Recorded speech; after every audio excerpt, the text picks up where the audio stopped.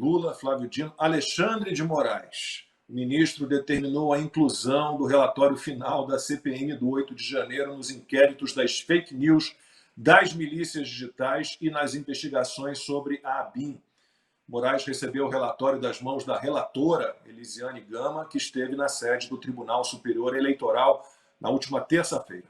Nós fizemos a entrega do relatório ao ministro Alexandre de Moraes, que preside vários inquéritos que estão no mesmo alinhamento do que foi o foco central da CPMI. Foi uma reunião muito importante, o ministro Alexandre de Moraes, na verdade, se comprometeu ao receber, de fato, toda essa documentação, esse conjunto, na verdade, esse acervo probatório, fazer a ajuntada a inquéritos que estão em curso hoje pelo Supremo Tribunal Federal.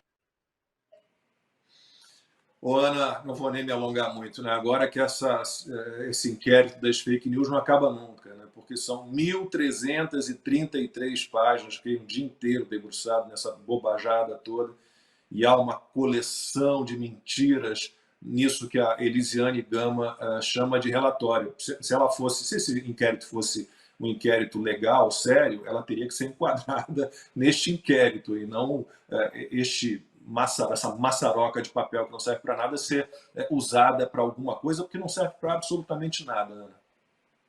Não, absolutamente nada.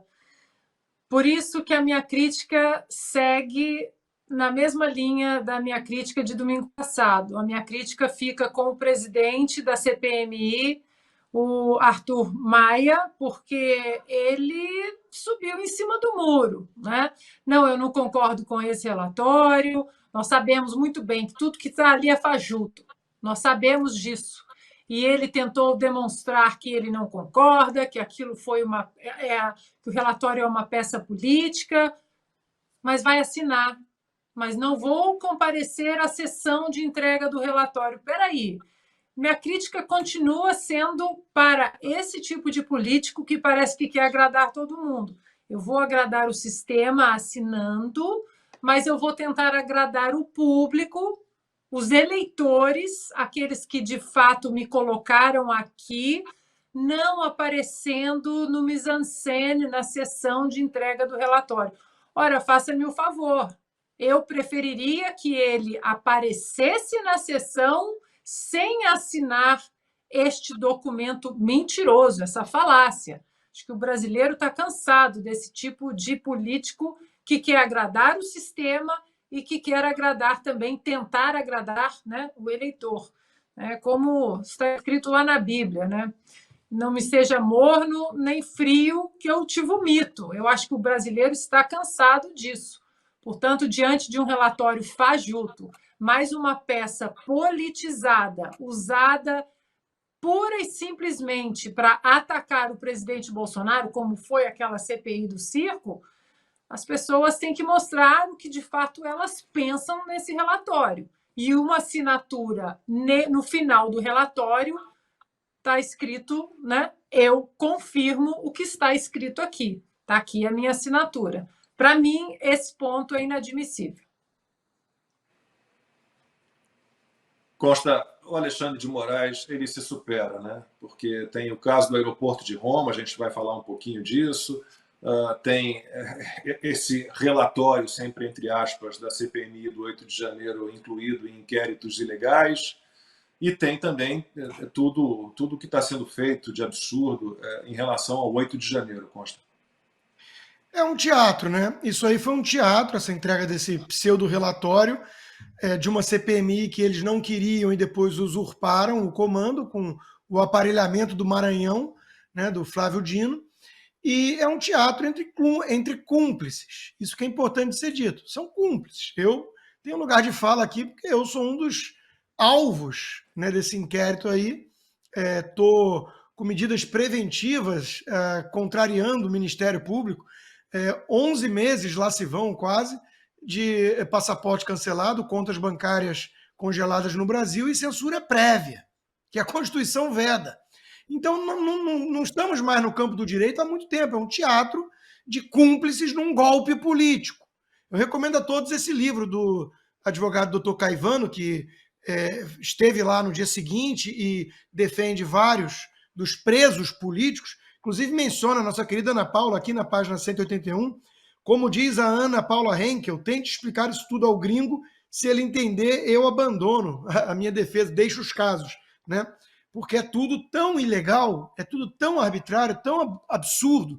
Agora, Lacombe, eu recebi, fui entrevistar uma comitiva de mais de 10 advogados, né, de vários desses presos políticos que vieram aqui para os Estados Unidos para entregar uma denúncia bastante embasada. Estou até adiantando primeiro trecho que nós temos.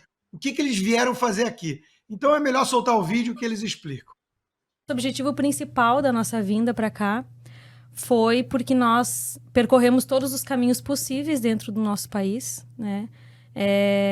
Como já estão sendo julgados em última instância, os possíveis e poucos recursos ainda cabíveis para as pessoas que estão sendo condenadas serão julgados também pelo próprio STF, né?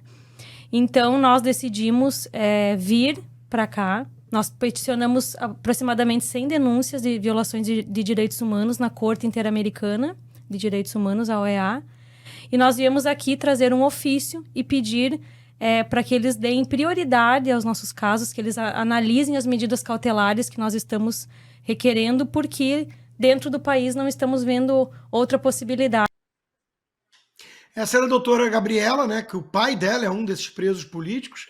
Ela como por ser a presidente dessa associação, ela está tendo mais visibilidade. Do lado dela estava a doutora Carol e o doutor Ezequiel estava ao meu lado. Ele também explica o que pode acontecer a partir dessa iniciativa, a partir de agora.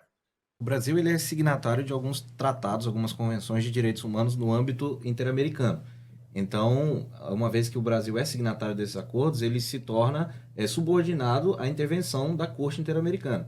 Então, quando você faz esse tipo de denúncia formal, a comissão faz uma análise e, após isso, esse processo pode ser remetido para a Corte e a Corte pode sancionar o Brasil em algumas medidas. E aí são medidas de caráter sancionatório que induzam o Brasil a cessar essas violações. E a gente, inclusive, os protocolos que nós fizemos foi no sentido da imposição de medidas cautelares, ou seja, medidas emergenciais para que, por exemplo, sejam removidas as medidas cautelares impostas pelo ministro em relação às pessoas que foram liberadas, como o uso de tornozeleira eletrônica, e em relação às pessoas que estão presas, que precisam de ter a sua liberdade com a máxima urgência para que possam responder ao processo em liberdade, que é a regra no ordenamento jurídico brasileiro.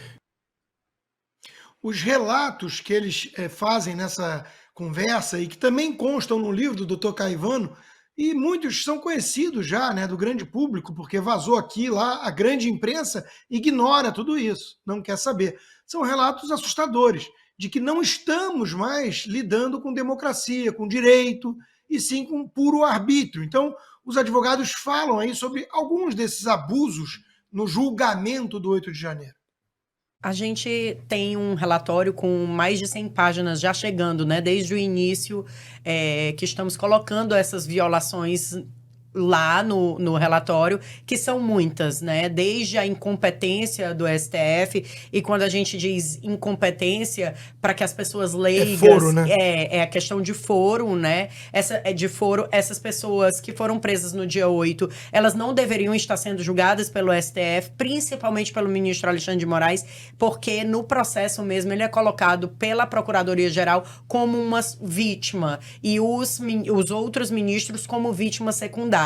Então, a gente já parte desse princípio que daria uma nulidade absoluta que pode ser arguída em qualquer momento do processo. E essas pessoas estão sendo julgadas por ele, que aí já fere também o direito humano, que é o duplo grau de jurisdição, que é a pessoa ter direito de ser julgada por um juiz e depois ser revista essa sentença por outro. E daí a gente vai e adentra em vários abusos, como a falta de acesso aos autos. Essa falta de acesso aos autos, ela nada mais é do que um cerceamento de defesa, que quando o advogado não tem acesso ao que o seu cliente está sendo acusado, ele não consegue fazer uma defesa plena. Então, aí a gente não tem acesso a esses inquéritos. O inquérito do fim do mundo, ele é um dos inquéritos que também estão citados nesse processo dos nossos clientes, E aí ele também traz que existem deputados que estão dentro do processo, dentro de inquéritos, e não existe essa conexão entre inquéritos, não deveria ter sido puxado o foro para ele. Mas, enfim, ele entende que sim. E aí a gente tem abusos desde não poder entrar no gabinete do ministro. Gabinete, quando eu falo no balcão, para os advogados que entendem isso, que advogado vai muito em balcão, falar com o servidor ali, aquele servidor que está ali de pronto atendimento. O gabinete do ministro Alexandre de Moraes é o único hoje do STF, e eu digo isso porque fui lá, estive lá semana passada e não pude ser recebida, violando assim o nosso estatuto da advocacia. Então, assim, são vários detalhes que causaria em uma situação comum um crime de abuso de poder. É escandaloso. É escandaloso e chama atenção a quantidade de gente que ignora isso tudo ainda e finge que há uma normalidade institucional, jurídica em nosso país. Quero agradecer muitíssimo meus amigos da TV Flórida, o Otávio, que cedeu esse estúdio belíssimo. O Ubinha, nosso grande Ubinha, que é fera demais nessa edição. Não é à toa que tem gente lá no chat falando, leva o Ubinha para a Flórida também, tem que vir. E claro, quero dizer que essa entrevista na íntegra, são mais de 40 minutos de conversa, está no site do 4x4, foi postado lá, já há uma semana quase, quando eu fiz a entrevista, já consta no site do programa 4x4, é mais um motivo pelo qual você tem que apoiar a gente. Se você quer que a gente mantenha esse trabalho com essa equipe toda de produção, com esse empenho todo na próxima temporada, eu peço que você se torne hoje um membro apoiador. Tem o QR Code aqui, tem mais de uma camada de apoio. É fundamental o seu apoio para o nosso trabalho. Muito obrigado.